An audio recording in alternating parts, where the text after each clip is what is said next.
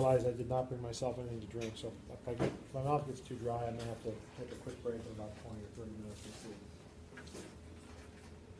All right, so again, this is the end of chapter 17. I wanted to talk a little bit about lease commissions. The textbook talks a little bit about rental finding, services, that kind of thing for residential stuff, and that's all fine. Again, as I've mentioned to you 100 times, I live in a different world, and commercial and industrial leasing is a good place to make a living if you can find the opportunity to do it. So this course, the broker's license in Illinois, it leads you to be able to do whatever a broker can do, whether that's selling Willis Tower for $1.5 billion, or whether it's renting apartments for $400 a month. It's all the same license, it's all the same material. But the textbook, because this is what most authors are familiar with, and most courses, and most questions at the state exam are either going to be general in nature or they're going to be house-related kinds of scenarios, right? So, this is just an opportunity tonight with the end of 17 and all of 18 to kind of bring you into a different world to know that it's there. So this is the kind of question that you can, kind of a bit of information where you might have to say calculate a lease commission. And I used to have a question like this on the final. Honestly, I don't know if there is one or not. We'll go over it if there is the week before the final. But here's a basic set of facts. Let's assume we've got a small, storefront retail or office space, 3,500 square feet. So the fact you would be given is that it's 35 by 100.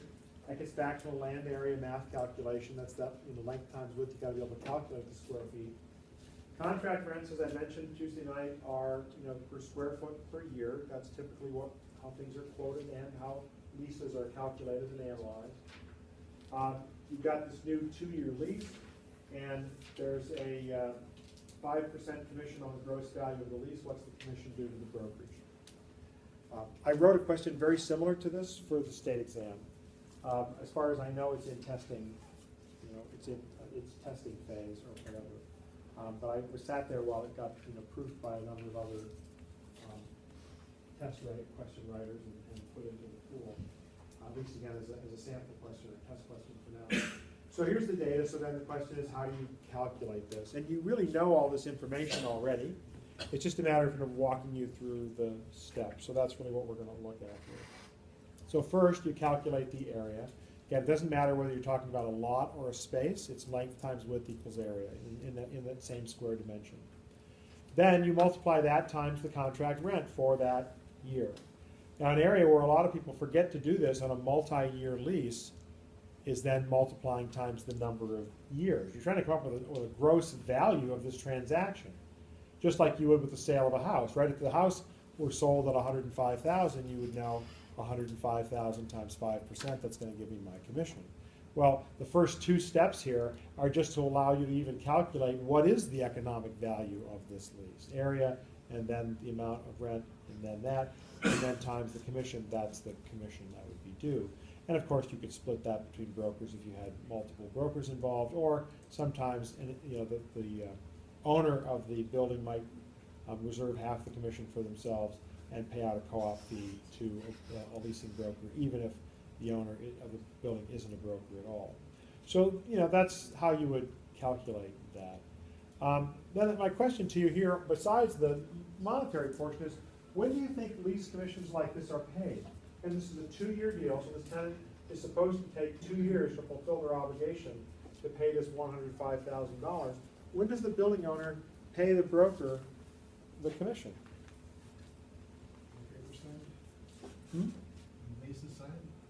Well, that's a good possibility. What do the rest of you think? Anybody have an opinion? There's 2 places. There's 2 points actually, generally, where it's paid half and then the other half. Half is on signing, as Steve just said, and the other half is upon occupancy. And sometimes those are pretty close together. If you have a space that's going to be taken as is, and the tenants are going to just move in. For example, you have a small insurance agency office, and they move out, and somebody else wants to move a mortgage brokerage office in, and it can look and feel the same. You don't really have to do much build out. You maybe touch up the painting, replace the carpet. They could move in almost right away. Then those 2 payments can be just weeks apart. But if you have significant build out dollars, or you have months of construction work to do before the tenant can move in, then the halves of the commission could be paid 6 months apart. It all depends upon the complexity. The point being, why would the broker wait to see if the tenant's going to pay? You know, as a broker, you're going to say to the building owner, you make the credit judgment. You decide if you're leasing to the people. I'm just bringing them to you. You look at and decide whether they're creditworthy or not. I'm facilitating the deal. If you take this deal, pay me my money. I'm not waiting to see if they're deadbeats or not. If you think they're deadbeats, don't lease them, and I'll go find somebody else. So that's basically the idea here, and it works pretty well. There are other leasing commissions than by saying something like a fixed percentage, like 5% of the lease amount. So one can be a different percentage for the first year, and then a lesser percentage for a total of all of the subsequent years. So on a 7-4 or an 8-3, for example, this would be the kind of thing that, if we go back to our prior example, you would take 7% of $52,500 for the first year, and then 4% of all of the remaining years, which in this case is just one more. But imagine this was a 5-year deal instead of a 2-year deal. You'd have 7% times the 52.5, and then you'd have the 4% times 210,000, which is the remainder, the remaining 4 years, and you would use that. And 8.3 is the same idea, but 8% for the first year, 3% for the total of all the remaining years, still all paid in advance. It can be a dollar amount per square foot, $1 a square foot, $1.25, $1.50. Lease commissions tend to be higher per square foot in Chicago because the rent rates are higher than they'll be out here in the suburbs, but you can get all kinds of things. So there's a lot of different ways to carve this up. And really, for our purposes here, can you make a living leasing property? And the answer is yes. I mean, for me, the biggest leasing commission that I've ever pocketed or been compensated based upon was about $35,000.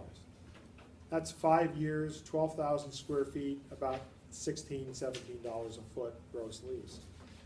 It's almost $1 million value, which worked out on a 7.3 basis. Yeah, on a 7.3 basis where I was the only broker, to almost have $1 million lease value. If it was a 5% deal, it would have been much more. So, you can do a couple of those and pay the bills. So yes, you can make a pretty good living doing leasing. Leasing and property management tend to go hand in hand. So like in the case of the building that I manage, we had for 10 years, just a little over 10 years before I took it over, we had an outside management firm. And they were contracted to do both the leasing and the management. So they would get a base management fee, and then their leasing commissions were on top of that. And in some years, that's pretty significant money.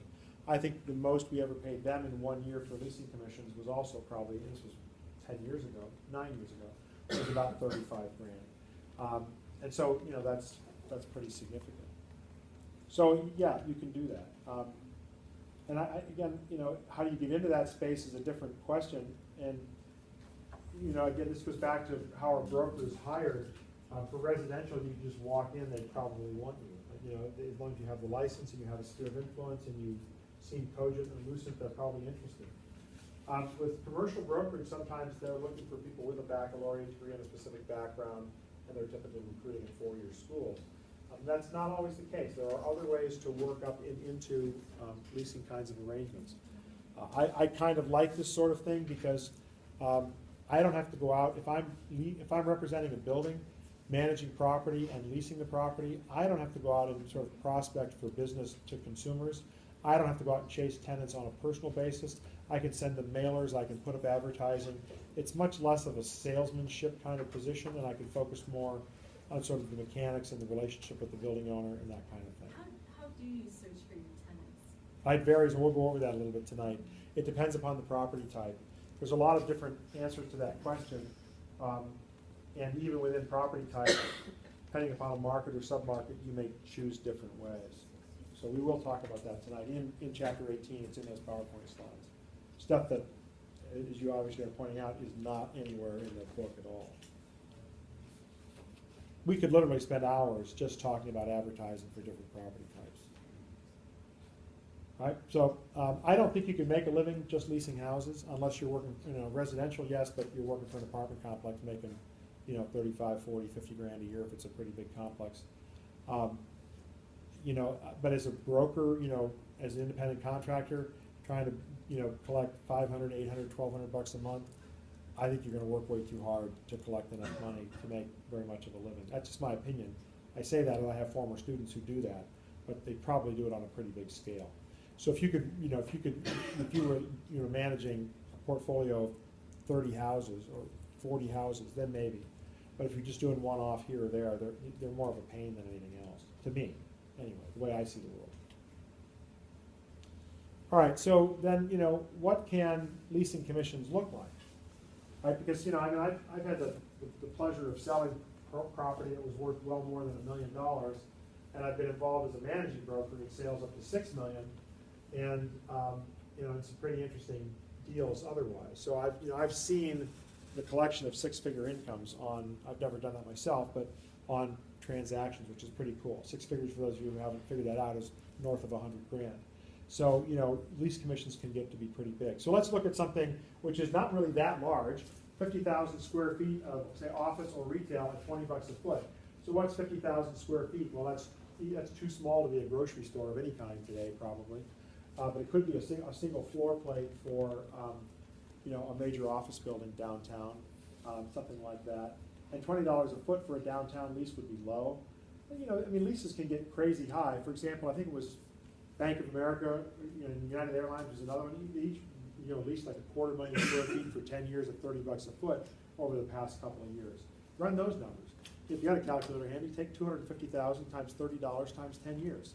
The number's ginormous, and somebody's getting a percentage of that, maybe as much as 5% of that. Huge dollars. So here's a more moderate example of what's possible. 50,000 feet, 20 bucks a foot, 10 years. This is what the math looks like. 50,000 square feet, $20 a foot, 10 years, 5%. That's a $500,000 commission. Not a $500,000 lease, it's a $500,000 commission. Now, if you're doing this, you're working on as part of a team. Maybe it's a 4, 5, 6, 7-member team, and these things get split. But you don't do this once every 2 years. You do this every couple of months.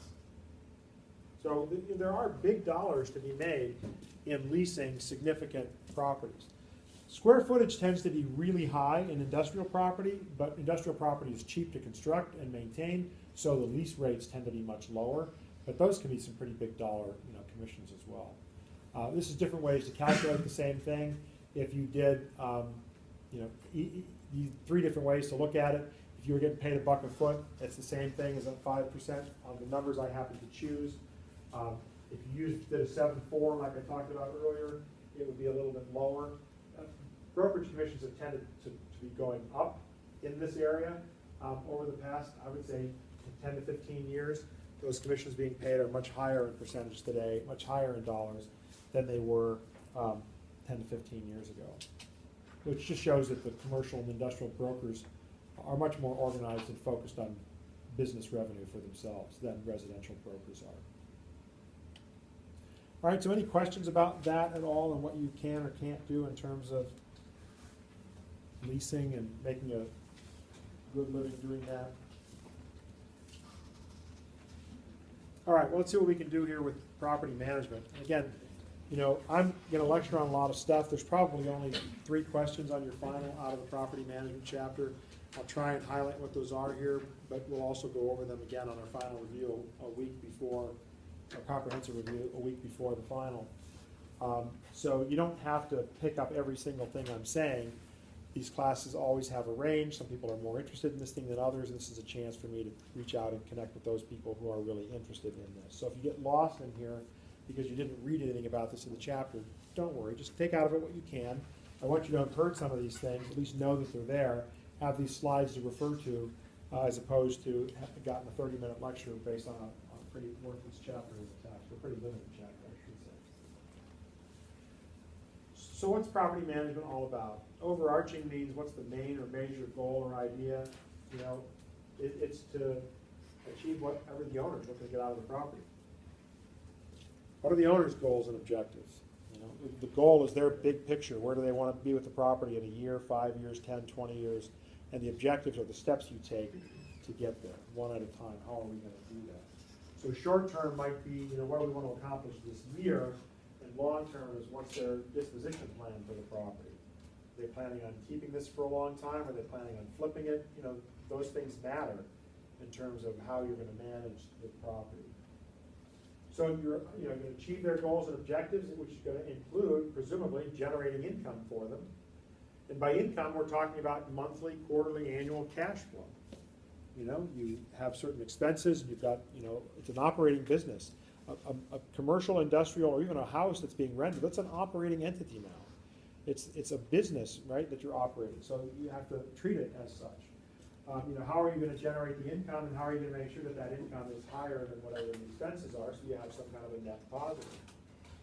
Preserve and or increase the value of the asset under management.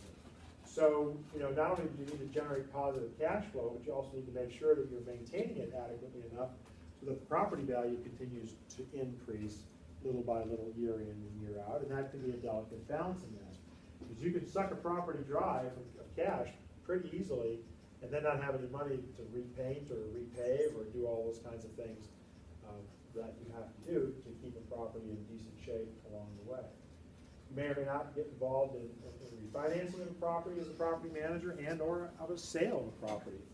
The outside manager we used to use on the office building that I talk a lot about in this course also had a brokerage agreement where they were going to be paid a commission if they sold the property.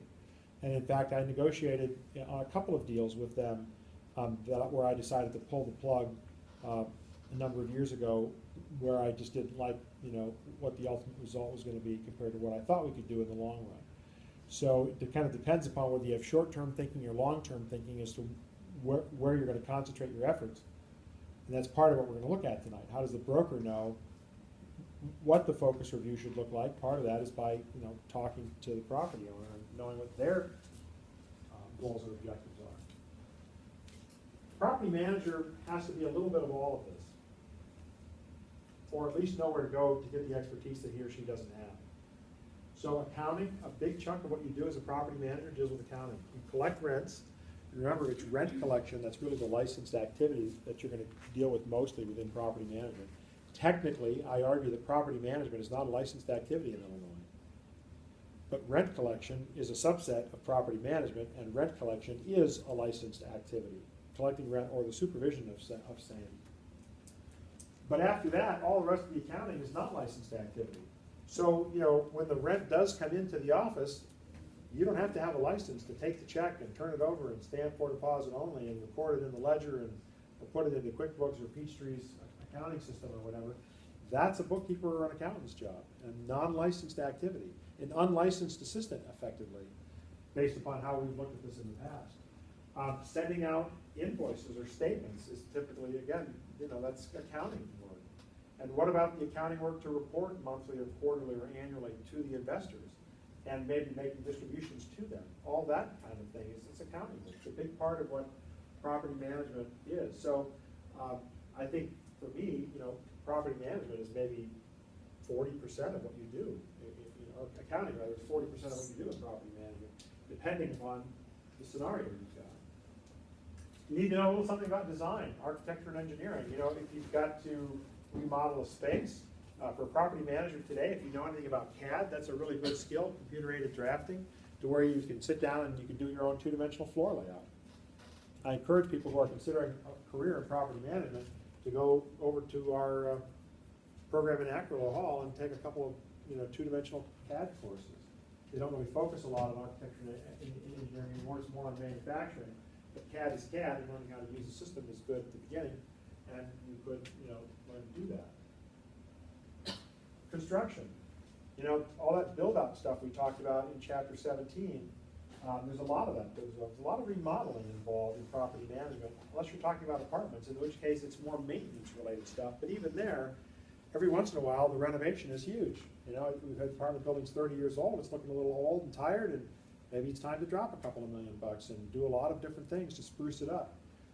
So that's another area of expertise that is good for the property manager to have. Can you be a property manager without all this? Absolutely. I'm stronger and weaker in some of these areas. Economics. That's true for any real estate agent, but property managers have to predict, are rents going to be increasing or decreasing? What's going to drive those rents? Should we be asking for more or asking for less? You're the subject matter expert here, and the owner's going to be looking to you to help them determine what their asking rent should be. So hence, kind of the economist sort of thinking for a property manager.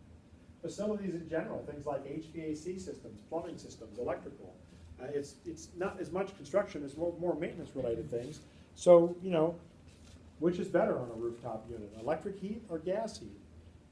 You know, knowing the answer to that question in different climates can matter, and that's, you know, facilities related sort of thing. And many people will confuse the idea of facilities management and property management.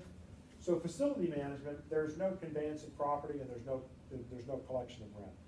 You're just managing a facility. You could be a facility manager here at Wabansie, for example.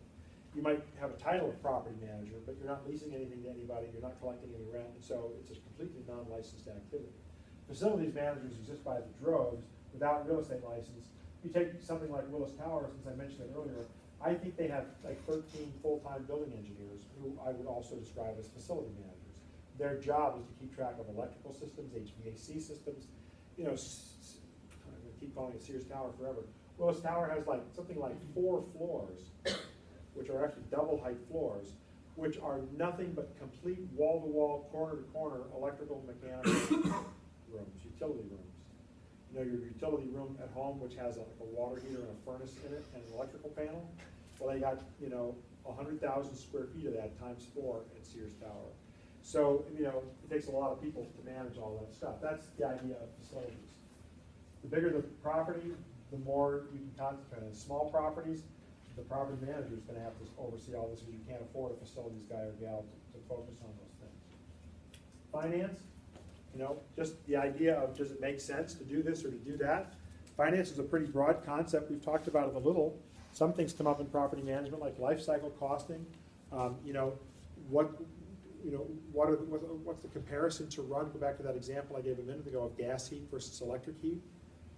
Natural gas is way cheaper in this climate than electricity is for heating. But if you already have rooftop units on your building that are electric, you have to be able to figure out, well, how many years will it take if we buy brand new gas rooftop units? How many years will it take to pay those back? You know, what's the cost of that over time? And what if we don't have the cash but have to finance that, adding in the interest expense to figure that out? How many years, what's the payback period on that?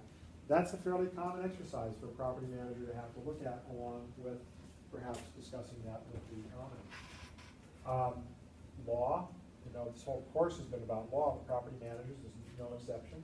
Management in general, you're managing people, you're managing tenants, you're managing expectations. So any understanding of management is helping. This is going to help. Marketing, because you know, if you're leasing and property management are all tied up together, which they are in residential, or if it's a kind of a dual assignment where you've got leasing and property management given to the same company, how are you going to, you know, promote that particular property? And again, what that looks like is totally different from property type to property type. And then maybe something as simple as research, whether you're researching zoning laws, whether you're researching, you know, fair housing or other kind of accessibility laws, whether you're researching what tenants are where in other buildings, what the market's doing. There's all kinds of things. So this is kind of just a real basic view of the kinds of things that property managers can have to undertake from time to time in their assignments. All right, so looking at various property types, starting off with residential. Single family, meaning homes, condos, whatever. This is pretty straightforward. We tend to call this scattered site housing. Scattered site housing meaning you're managing a house here and then you're managing a house over there, and it's all over the place. It's scattered. It's very inefficient. It's not very cost effective to do. You have to charge the highest percentages for this kind of management just to have it make any sense at all. So management fees on scattered site housing can run 8, 10, 12%. If I tried to charge that at the building I manage, I'd probably be thrown in prison for, you know, committing some heinous act. It would be way too much money. Multifamily, now you've got some density of units here, but it could be, you know, 5 units, it could be 400 units. Multifamily, you can have on-site managers, you can have people who are dedicated to that. You have companies that do nothing but invest in and manage large apartment complexes or even develop them. Hanley is one. Aimco is another. You know, there's just a lot of companies that do that. Equity Residential. I think I mentioned under REITs a lot of those names. Some of those are self-managed. So again, you know, multifamily is 5 units and above, and there you've got some real numbers. Besides managing actual properties as property management, there's also now in Illinois, this is relatively new, the licensing law for community association management. So if you're managing an individual condo unit in a condo building, that's property management. But if you're working with the association to collect the dues and run the board meetings and keep the minutes and make sure you're maintaining the common areas for them and things like that, that's association management. That did not used to be a licensed activity in Illinois up until a few years ago. So if you're interested in that kind of thing, you need to look into the Community Association Manager Licensing and Disciplinary Act. I'm pretty sure that this course covers the pre-license education requirement, but I would still do some reading. You do have to take a different exam, and we're not really covering enough of that. I wouldn't just go and sit and take that licensing exam, for example, before I did some additional reading and studying on things. But it's a separate license now in Illinois, and that's different. Again, management association is not, under the Real Estate License Act. It's under this statute instead. Management of vacation properties is residential, but it's totally different. People are coming and going every week. Whether you're, managing a condo building or a timeshare or whatever, it doesn't sort of really matter. But it's a completely different way of thinking and way of operating. Not too likely you're going to see that around here, but if you lived in South Florida or Phoenix or maybe on the coasts, much more likely you would see the management of those kinds of properties, or maybe even in Chicago. Hospitality falls under residential, meaning hotels, motels. In particular, we're talking about property management. I mentioned to you earlier in the course that not all condominiums are residential, so you could end up as a property manager managing hotel condos, which is a lot about those nightly, weekly rentals that you would be accustomed to just from having stayed in hotels over the years.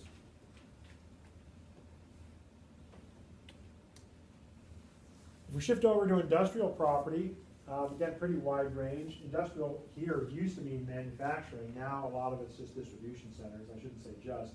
But distribution centers and warehousing is most of what we have. Big, 500,000 square foot, million square foot, big box, high bay buildings, where we're storing all of the merchandise that was manufactured in China or India or wherever and has to be distributed.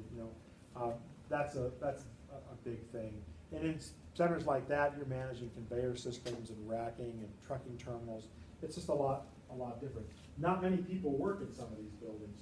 Some of these, like distribution centers, may be manned by a staff of a dozen people because it's all automated anymore.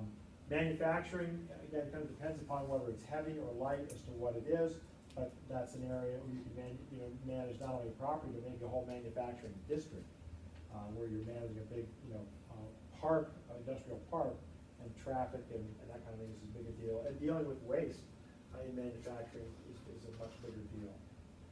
Retail has all different kinds of retail buildings. Lifestyle centers are fairly new. They're multi-story. They'll have residential components. They'll have, retail components. Then they have much more, restaurant and entertainment type stuff.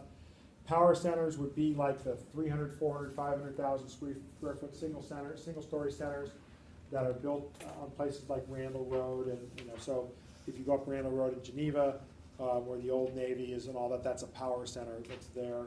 Those are have become really common. Regional malls are dying on average.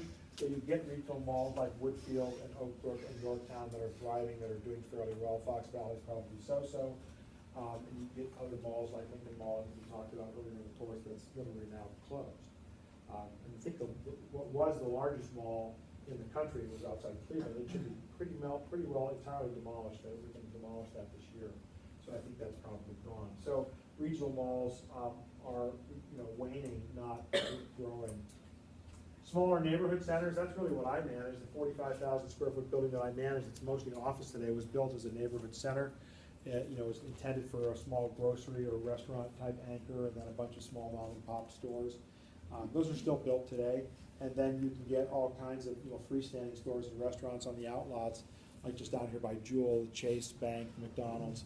Those are on outlots, and that's common today. Think about it. The big anchor stores sit back off the road, then you have these outlots.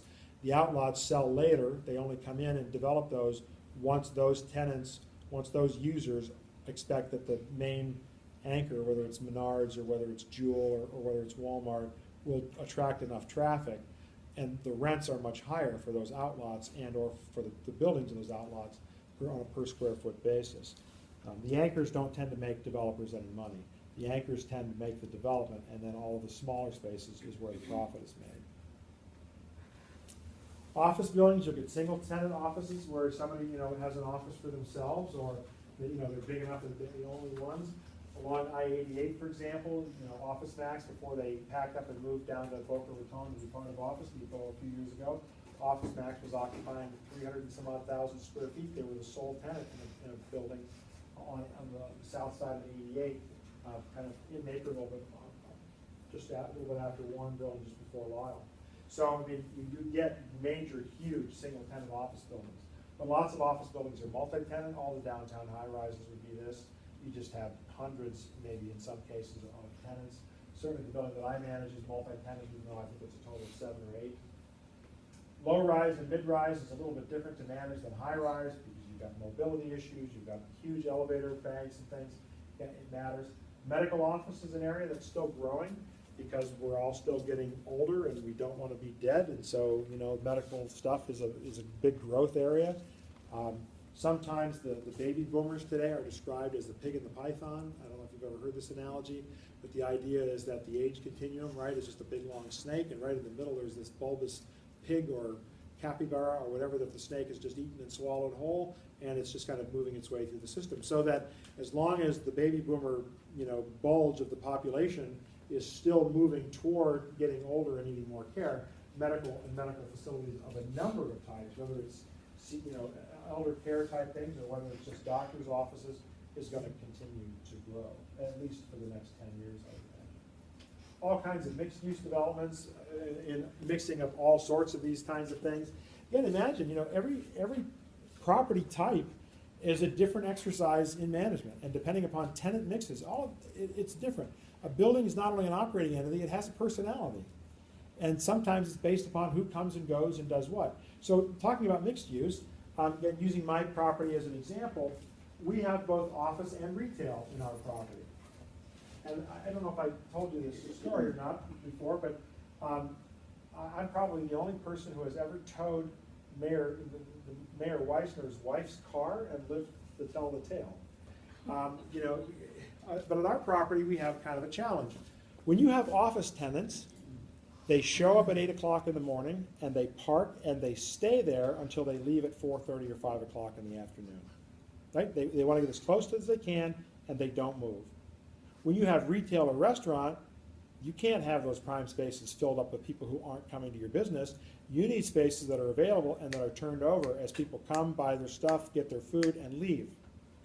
So when you have office and retail in the same building, you have parking lots that are now being used for competing reasons.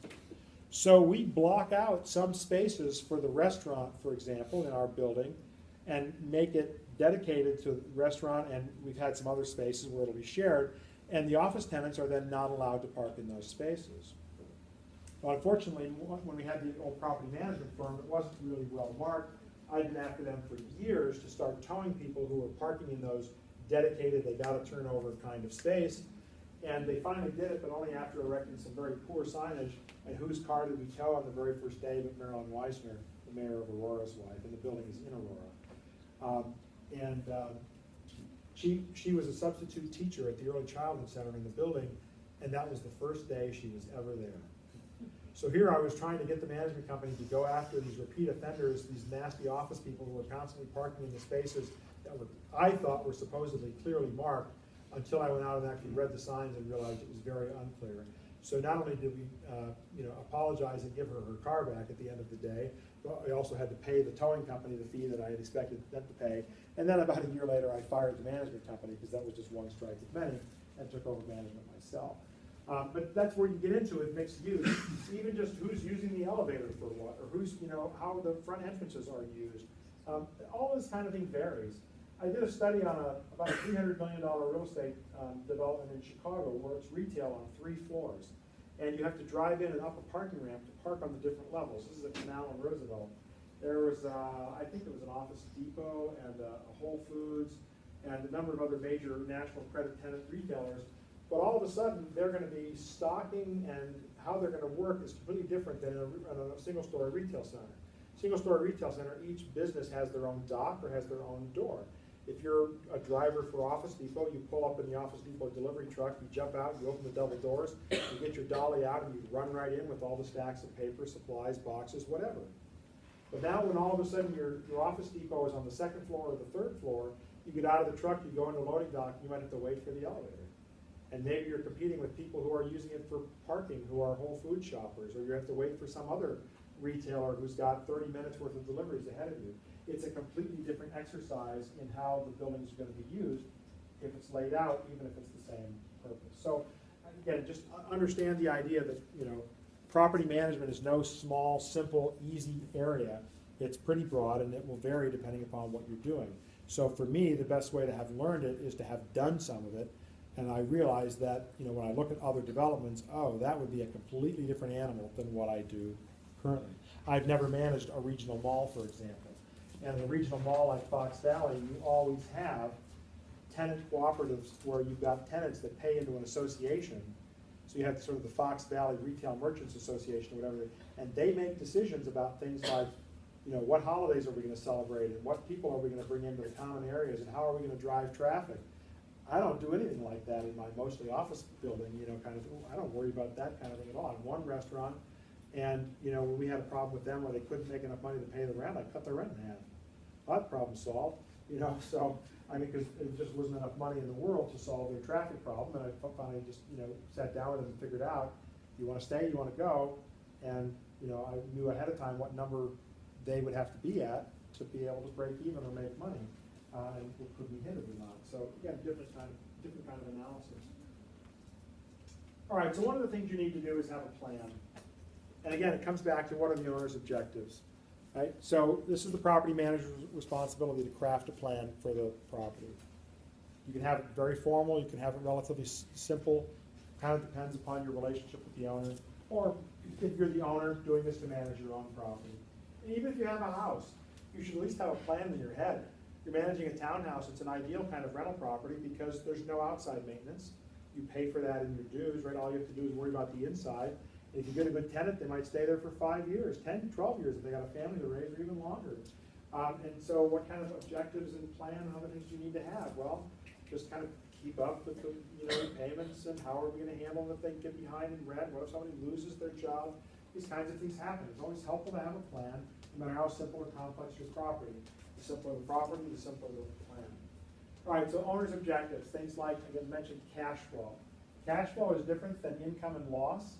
It's very difficult to work on an income and loss basis with property because something called depreciation. Depreciation is an expense for tax purposes. It is not a real expense per se. It's one of those nasty loopholes that people talk about all the time who don't understand business. It allows you to invest capital in major projects like real estate and be able to write that money off over time against your income. So real estate, from a tax standpoint, can actually lose money for many years while it still generates a positive cash flow. Losing money for tax purposes, but generating a positive cash flow that can be doled out to the partners. So you really look a lot at what's the cash flow, what kind of equity do they have, what are they looking to maintain, how long are they going to hold the property. This is what exit strategy means, selling, that kind of thing. Every business of any kind should always have an exit strategy. And what is that time horizon? I get calls from time to time of the partners in our office building because this particular partnership has owned the property now for 22 years. Some of my partners are dead, and I'm dealing now with their heirs. And they literally are asking, what's the exit strategy? I have a former schoolmate who, his mother is now one of the partners since his father died a few years ago. And he's just asking. He goes, I would really like to know, since I'm managing my mother's assets, I'd really like to know what the exit strategy is. And so I have to sit and talk with them about, what the exit strategy is for the property and under what conditions I would be willing to sell, etc. So again, you have to know what that is. What are the market conditions locally, regionally, nationally? This is going to impact things. What are interest rates? Are values going to be going up, going down? More likely to have tenants? Are your tenants currently more likely to have more business next year, less business? And local can literally be right to the property. Indian Trail, where the road that the building that I'm constantly talking about is on, used to dead end at Farnsworth. Maybe, 7, 8 years ago, they extended it through Farnsworth all the way into North Aurora Road, which means it runs right to Ogden Avenue. So you can now jump on Indian Trail into the west side of Aurora and take it all the way in, connect to Ogden Avenue sort of by default, and take that all the way into, Chicago, near north side of the city. We're running right by the United Center. I mean, so, that's a pretty different thing than having a road that's 4 lanes that runs about 5 miles and stops at either end. So our whole market strategy and traffic flows have changed dramatically when that was extended and the building didn't move. But they added a 5th center turning lane, they widened the road for that, they added the 5th lane, and a couple of years later they extended it. Very local, just only to the buildings on Indian Trail. Also, when the police department bought the 26 acres from the school district where the new police facility is in Aurora, the Aurora East School District had taken that 26 acres and not only zoned it for commercial, this is on the immediately north side of what is it, Clifton Park, behind Simmons School, whatever they call it. No, what do they call it? What is it called? Simmons. Yeah, is it called Simmons, but the park, what's the park called? It's there, I can't remember. Simmons Park. Is it called Simmons Park? And what, Clifton was Simmons' first name, is that what I have in my head? I think so. Anyway, when the police department bought that, or the city of Aurora bought that from the school district, and there was not gonna be a major commercial development there, that had a huge impact on us. That's the same road that we're on. Okay, I'm now not gonna face competing space rental for a 26 acre development 2 miles up the road. When East Aurora Schools bought the property immediately adjacent to ours that had been a privately owned, facility and tore it down and put an elementary school, okay, that's now a building that's not gonna be bought by a developer and be redeveloped and compete with us. Very, very, very local. Immediately next door has an impact on my property. If you've got property somewhere else in Aurora, those kinds of deals might have been meaningless to you. But for us, they made a difference because of traffic patterns. Budgeting is huge. If you think budgeting is a challenge now for your, income from your day job or whatever, imagine what it could be like to budget, all of a sudden be budgeting significant property. Our building is a small business. It does, but we do $600,000 to $750,000 a year. I do that in my spare time. Besides doing this, I'm running a $750,000 a year annual volume business. It just happens to be a building. So, what's our income budget? What are we budgeting for expenses? And then reserves.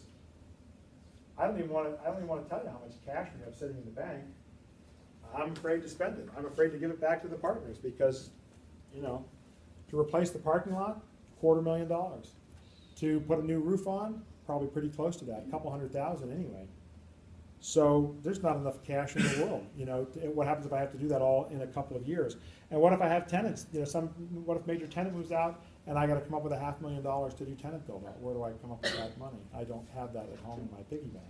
So those reserves for where's the money going to come from to do stuff, that's a big deal. Now, And excuse me, with your money, do you keep it in like an interest-bearing account? Do you invest it? yeah, I've had conversations with partners about this. In our partnership agreement, I have the right, the general partner has the right to invest that in any kind of instruments we choose, particularly if they were real estate. So I can invest that probably in REIT stocks or whatever, but other partners have expressed a little bit of nervousness. So we literally have $250,000 in cash sitting in a money market account that's all FDIC insured that probably earns $240 a year in interest. But if I need to turn around and replace the parking lot, that's my cash source. And then we have other operating money besides, it sits in a checking account that earns 0 in interest. And I don't put that in a money market account because if that bank were to have failed, then I wouldn't be insured beyond the $250. So right now it's a pathetic thing, and we've earned very, very little in interest. We earn more interest when the state of Illinois pays us rent late and pays us interest on the rent that they're obligated to by statute under what's called the Prompt Payment Act. Than we do, and that's totally different because in 2007, I think we had money, excess cash invested at like 5.5%. Now it's at 0.1%, which is pathetically low. So it would depend for the property manager. Again, you would look at what are the marching orders from the general partner, from the owner. What are they going to allow us to do, and how quickly do you need cash? So if I knew that I was going to sit on that $250,000 for like 2 years before I would spend it, then maybe buying 2-year treasuries or something that would turn back into cash, or CDs or something would make sense. The problem is I've had this constant flowing, I'm never quite sure. And we've had a couple of interesting one-time events over the past few years. So we didn't talk about this at all in leasing, but we had an early termination. We had a tenant who had been in the building for 30-some years, and they downsized. In fact, yeah, let me take a minute to kind of give you a sense of what, this is an interesting story overall. So Glidden Paint, any of you probably heard of the brand of Glidden Paint, was in our building from the time it was built in 1980, long before we owned it. And they were in the front space, which now has been empty for about 4 years, that we use for storage and equipment and other kinds of things. And maybe 6 or 7 years ago, Glidden Paint was bought by a company called Akzo Nobel, which is the largest painting and coatings company in the world. They're based in Europe. And Akzo Nobel eventually decided that they wanted to go with what was called a hub and spoke design for their stores. Well, a hub and spoke design, right, would be like, here's a bicycle wheel or any other kind of wagon wheel or whatever.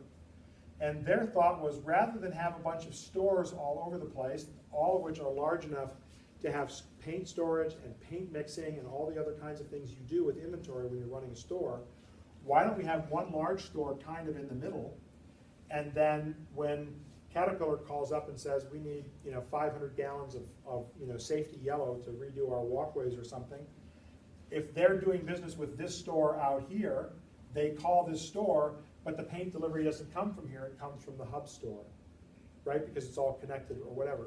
So Akzo Nobel went around into a lot of stores like ours, which went from being a 5,500 square foot store went to being a 2,800 square foot store, boom. So they downsized, and about a year after they downsized, maybe it was 2 years after they downsized, Akzo Nobel sold them to Pittsburgh Paint. So now Glidden is part of the Pittsburgh Paint family.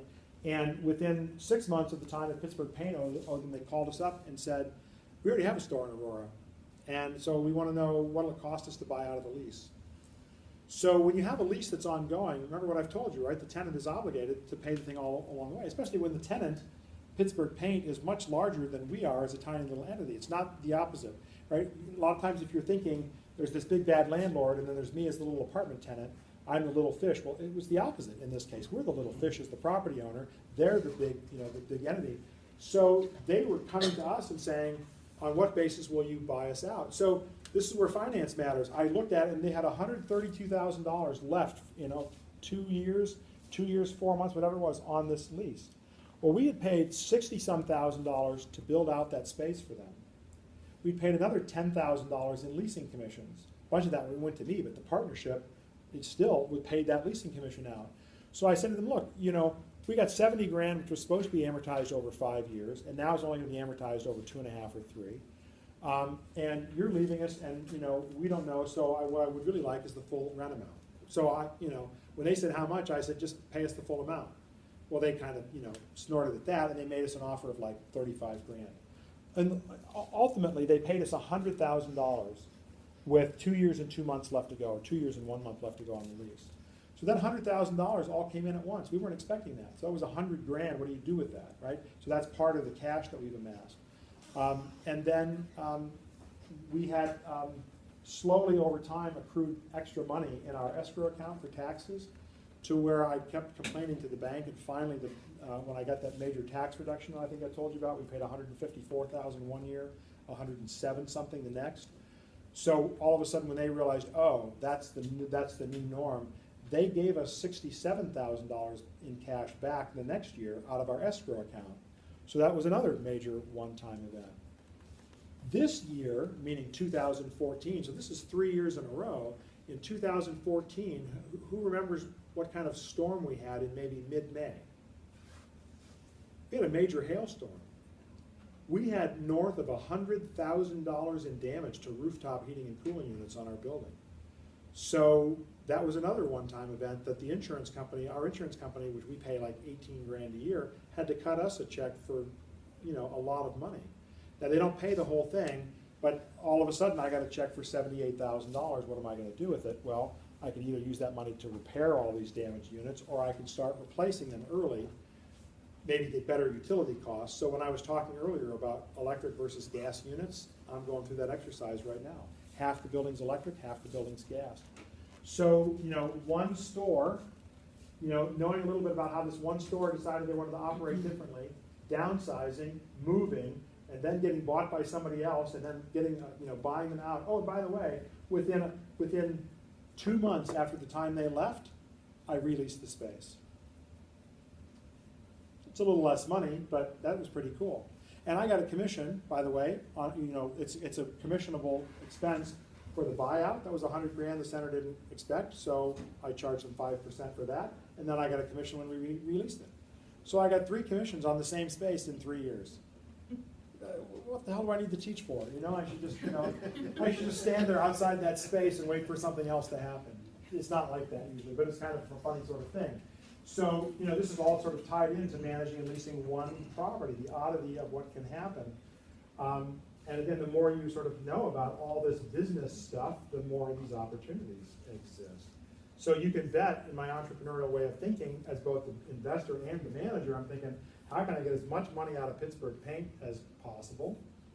And it took us about 2 months back and forth negotiation to get, and first I just kind of stonewalled them, because what could they do but keep sending me rent checks?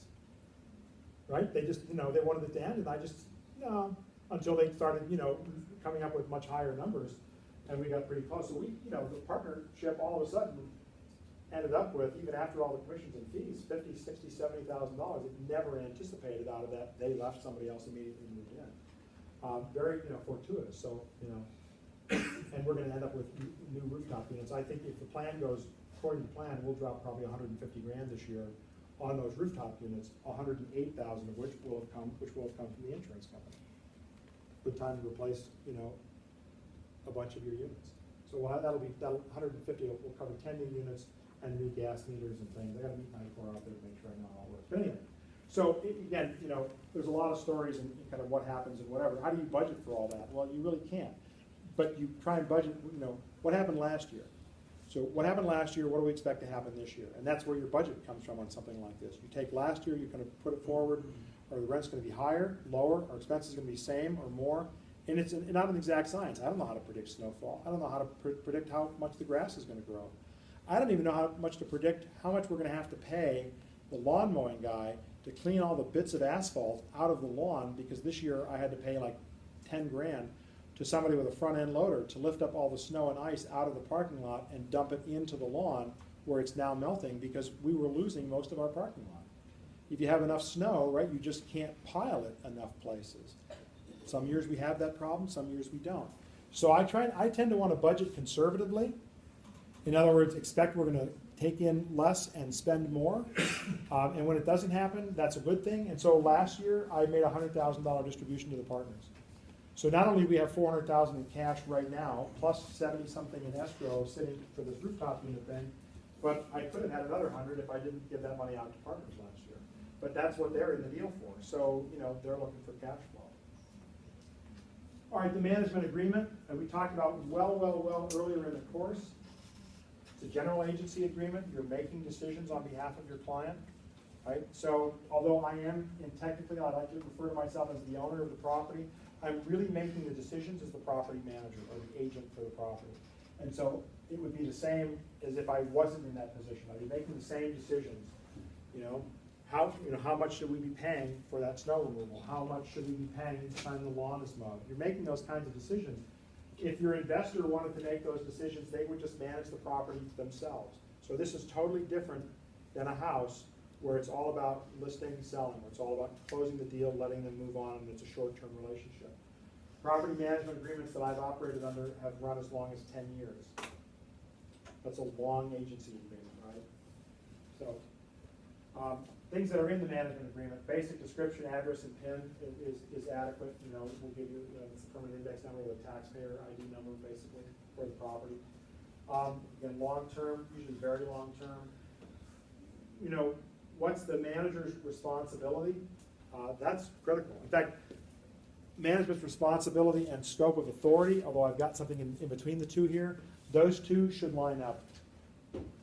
If the property manager does not have the authority to achieve the things that they're responsible for, you're in a losing situation before you ever start. So maybe as the manager, you're responsible for the curb appeal, condition of the building, what it looks like on the outside, but that's your responsibility, but you don't have the authority to hire and fire the contractors. You don't want to be in that situation. You're doing a crappy job. Yeah, what are you gonna do about it? I just want to tell you, I'll see you next week. You've got to be able to turn those people over, right? You have to be able to refuse to pay them. You got to be able to, you have to have full authority that matches with, your responsibilities. This is true for any managerial position, but it's hopefully clear and evident when it comes to property management, especially. Within that management agreement, there needs to be, or there should be, some kind of statement of the owner's purpose. Again, you can have a contract without this. But if you don't know what the owner's purpose is for owning the property, how do you know how to manage it? So let me give you an example, if you will, of two different kinds of scenarios, same basic property type. So let's imagine there's property owner A and property owner B. And you're a property management firm, and you're about to go take on the responsibilities of managing both of these properties. They're both 400-unit apartment complexes in the same city. In fact, they're only a mile apart on the same road. Property owner A, their objectives are to suck all the cash flow out of that property they can.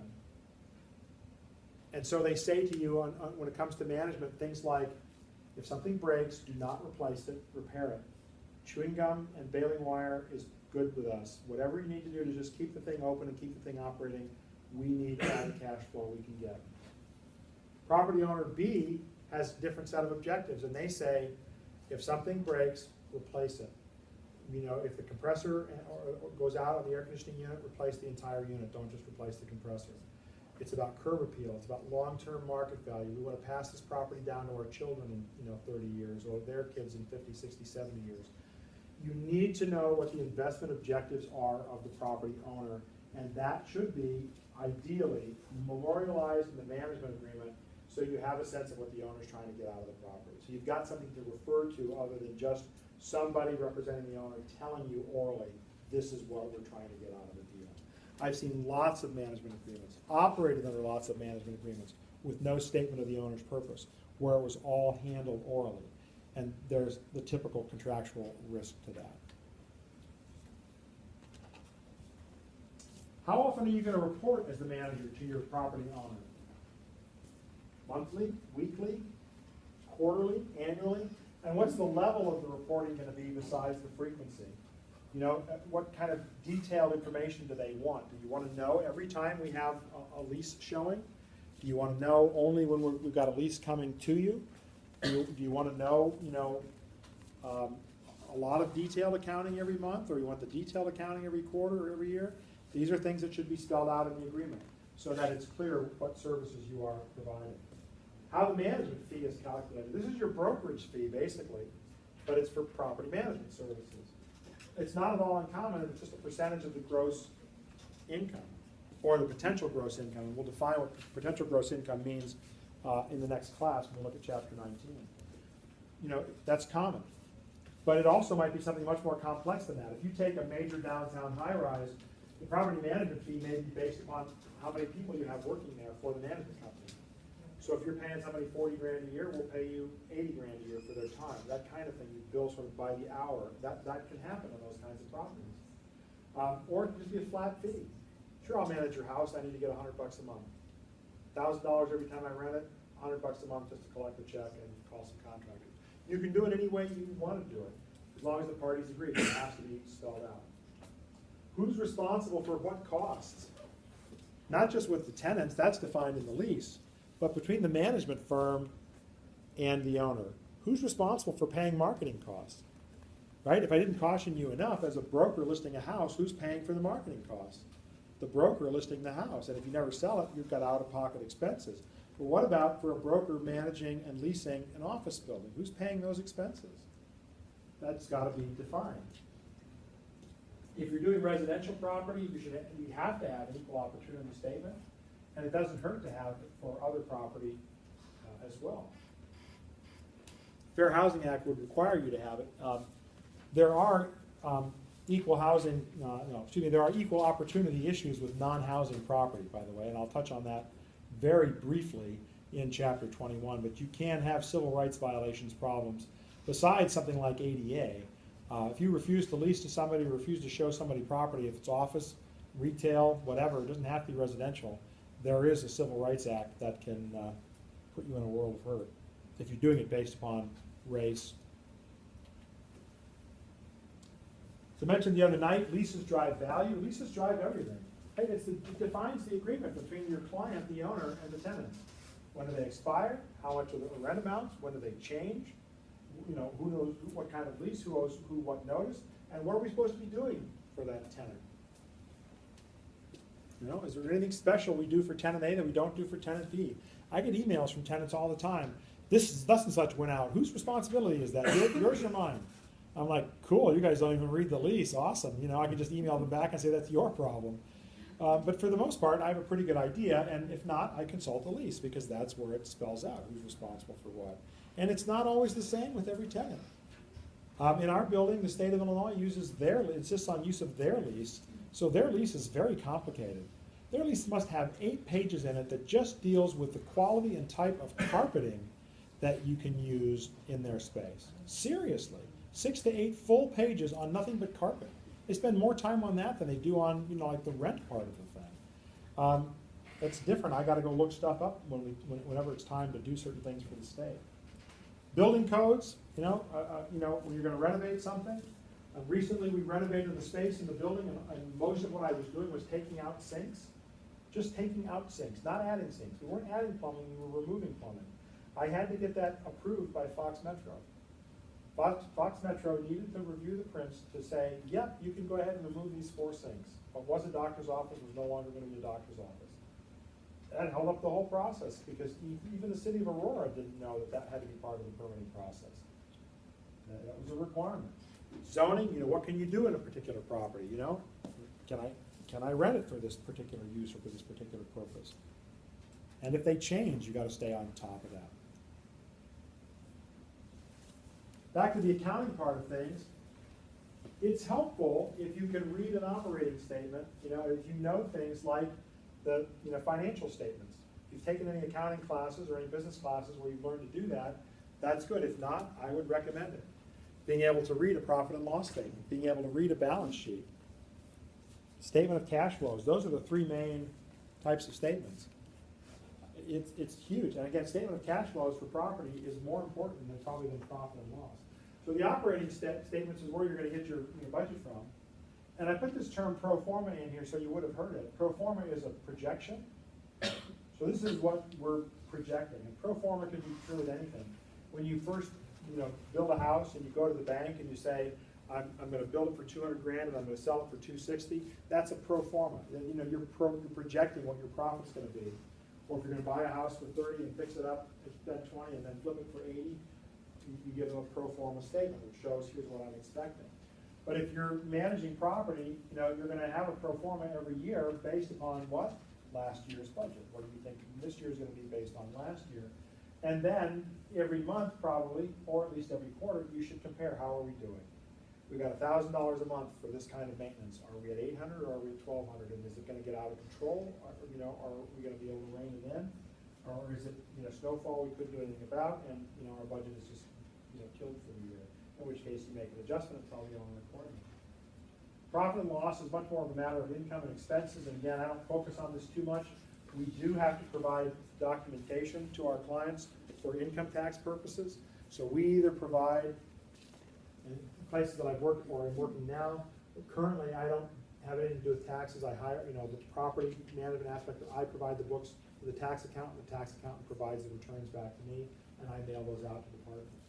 So we're in the middle of that right now. I've been trading emails with our accountant over the last few days, providing her with basic information that she needed to finish that up. So hopefully by next week I can have K1s to manage it, to mail out to my partners who are spread across the country. So that part of it is part of it. But I've actually worked in a property management firm where we did the taxes for some of the partnerships. That was part of what we got paid to do. There were a bunch of accountants who worked for the firm. I don't have that skill set. Statement of cash flows, again, money in, money out. One of the great ways to get money on, you know, an investment property is just refinance it. It's not a taxable event. So our property today might be worth, I don't know, $5 million, $5.5 million, I have no idea. Our debt's about $2.4 million. One of the things I thought about is going out and refinancing, borrowing in maybe $3.2 million. Then I would have like $400,000, $500,000, $600,000 in cash. More. Could do that. What would I do with it? Well, then it would be a much bigger issue to invest it in some manner. I'm sure I could drop the interest rate from 5 3/4 down at least to 5 1/4 or maybe less. there's a cost to refinancing, but I can look at that, and that's cash flow, right? Refinancing and paying off a loan is a big positive cash flow. It's not taxable, because you're just taking equity and turning it into cash, but you can do that. So as a manager, you need to understand that process and say, does it make sense? Why does the manager care? Well, because you need cash in the accounts to pay the bills and do the maintenance and pay for the stuff that's coming up in the next couple of years. And again, if I have a major tenant move out and need to do significant build out, it might be better that I've refinanced and stocked that cash away beforehand than trying to go to a bank at that time and saying, I need to refinance for a higher value because I'm losing my major tenant. That can be an awkward conversation to have. Outflows, obviously, you got money going out for things, and then you might have transfers between accounts. It's all part of what you do. I try and keep the max in money market accounts, but or any kind of interest-bearing accounts. But you may or may not have that luxury. You may have not have a lot of cash, and so you invest it much shorter term, get a little bit of interest. All depends upon the economic environment in which you're involved. And as I mentioned, knowing a little something about income taxes doesn't hurt, but that's usually for an outside tax provider. You just provide them with the annual operating information, and they provide the income tax data.